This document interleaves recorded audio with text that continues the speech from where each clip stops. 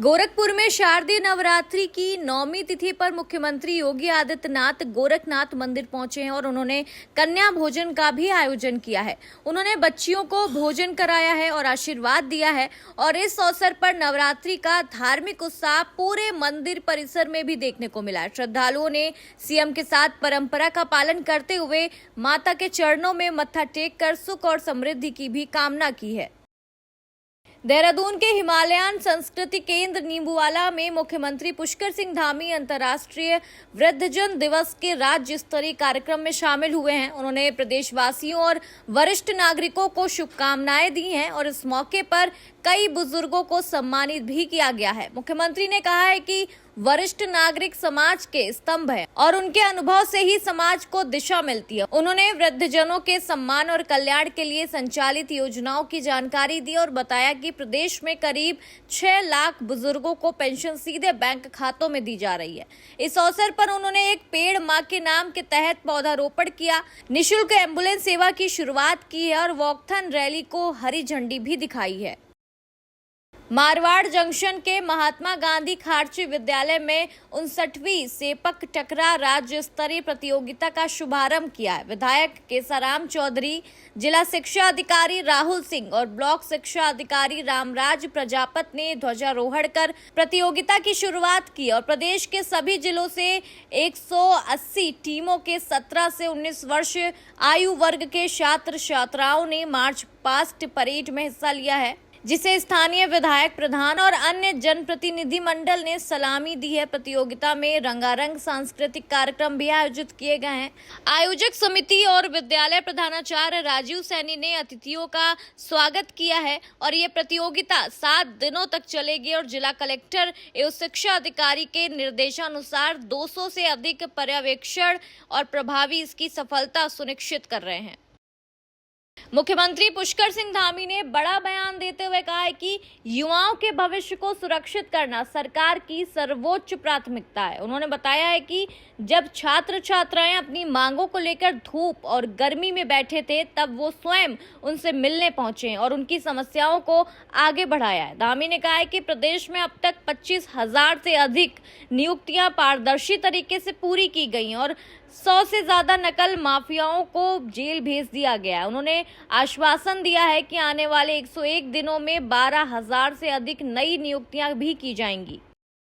समय से लगभग 8 दिन हो रहे थे और हमारे सभी प्रदेश के हमारे बच्चे, हमारे बेटे बेटियां, हमारे भाई बहन गर्मी में और धूप में वहाँ बैठे थे और वो मांग कर रहे थे। तो निश्चित रूप से ऐसे समय में कुछ लोगों को ज़रूर लगता होगा कि मैं वहाँ क्यों चला गया, मैं झुक गया।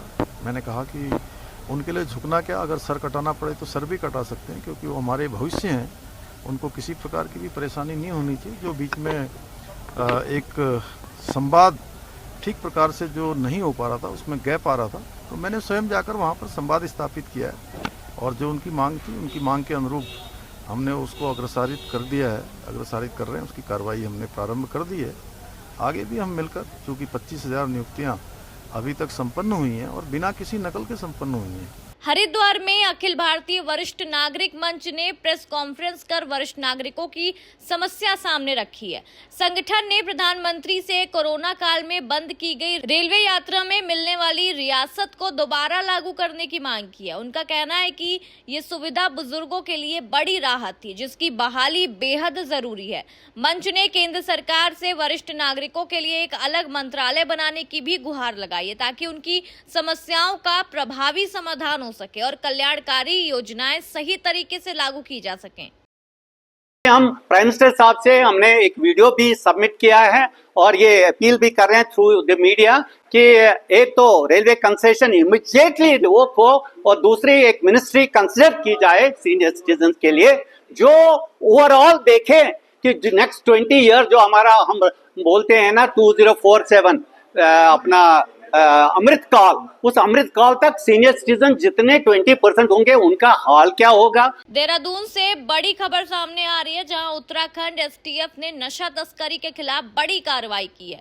उधम सिंह नगर जिला में यूपी उत्तराखंड बॉर्डर के पास 2 तस्करों को 7 किलो अफीम के साथ गिरफ्तार किया गया है। पकड़े गए आरोपी च्यवन प्रकाश और महावीर उत्तर प्रदेश के बरेली और बदायूं के रहने वाले हैं।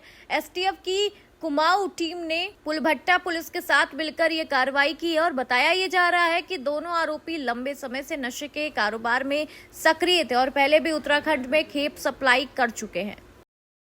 भारतीय मानक ब्यूरो उपभोक्ताओं को जागरूक करने के लिए मानक उत्सव का आयोजन कर रहा है और इस अभियान की शुरुआत हिमाचल प्रदेश के पोंटा साहिब से की जा रही है। देहरादून के निदेशक सौरभ तिवारी ने बताया है कि इसका उद्देश्य है कि उपभोक्ता अपने अधिकारों के लिए जागरूक रहें और उत्पादों की प्रामाणिकता की जांच भी करें। उन्होंने त्योहारी सीजन में आभूषणों की खरीदारी पर विशेष ध्यान देने की सलाह दी है, खासकर सोने और चांदी के गहनों की मार्किंग की पुष्टि भी की है।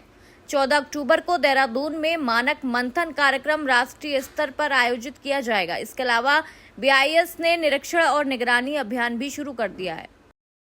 देखिए, मुख्य आयोजन तो 14 अक्टूबर को होगा, लेकिन एक महीना पहले 15 सितंबर से ही हमने इसको एक व्यापक स्तर पर जो है इसको आयोजित करने का बीड़ा उठाया।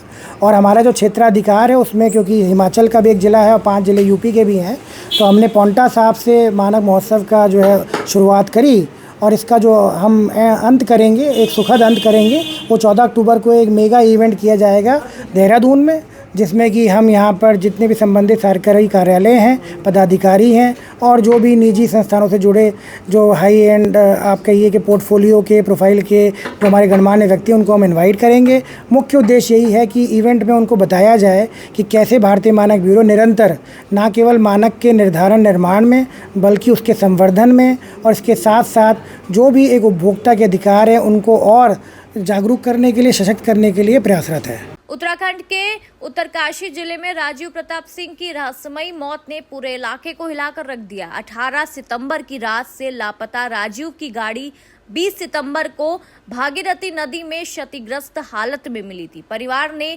अपहरण की आशंका जताई थी, जिसके बाद पुलिस ने एफआईआर दर्ज कर जांच शुरू कर दी है। 28 सितंबर को नदी से उसका शव बरामद किया गया, जिसकी पहचान हुई है। पोस्टमार्टम रिपोर्ट पुलिस को मिल चुकी है और जांच डीजीपी दीपक सेठ के निर्देश पर डिप्टी एसपी उत्तरकाशी के नेतृत्व में चल रही है। विशेष टीम अब तक मिले सबूतों का विश्लेषण कर रही है। पुलिस की जांच रिपोर्ट आने के बाद ही मौत की असली वजह सामने आएगी।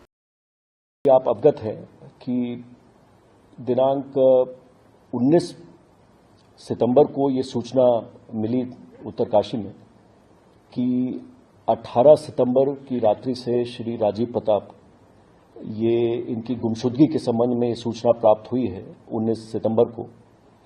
और सूचना मिलते ही उत्तरकाशी पुलिस ने इनकी छानबीन के लिए और जो इनकी खोज के लिए प्रयास शुरू कर दिए थे। इसमें जो सीसीटीवी फुटेज थी, जहां जहां उत्तरकाशी बाजार में और आसपास के क्षेत्रों में, वहां से कुछ क्लूज मिले जहां पे राजीव प्रताप जी देखे गए थे 18 सितंबर की रात्रि में और अपने दोस्तों के साथ जिस होटल में बस अड्डे के पास देखे गए थे, वहां से कुछ क्लूज इकट्ठा करते हुए ये लगातार जो इनके तलाश की जो प्रोसेस है वो जारी रही। इसमें एनडीआरएफ और एसडीआरएफ की टीम्स भी जुड़ गई इस तलाश में। इसमें डॉग स्क्वाड्स और ड्रोन कैमरेज की भी मदद ली गई। राजधानी देहरादून में इस वर्ष भी दशहरे का पर्व धूमधाम से मनाया जाएगा। बन्नू बिरादरी द्वारा 77 वर्षों से लगातार परेड ग्राउंड में यह आयोजन किया जा रहा है। दशहरा कमेटी के अध्यक्ष संतोख सिंह नागपाल ने बताया है कि इस बार रावण का पुतला 121 फीट लंबा होगा, जबकि मेघनाथ और कुंभकर्ण के पुतले क्रमश 70 और 75 फीट के हैं। लंका का मॉडल भी भव्य तरीके से तैयार किया गया है। शोभा यात्रा में नासिक और पंजाब में आए 2 बैंड हिस्सा लेंगे। इस आयोजन पर लगभग 20 से 25 लाख रुपए खर्च होते हैं, जिसमें सरकार का भी सहयोग मिलता है। सभी तैयारियां पूरी कर ली गई हैं और इस बार का जो दशहरा होगा वो बहुत ही भव्य तरीके से इसका आयोजन किया जाएगा।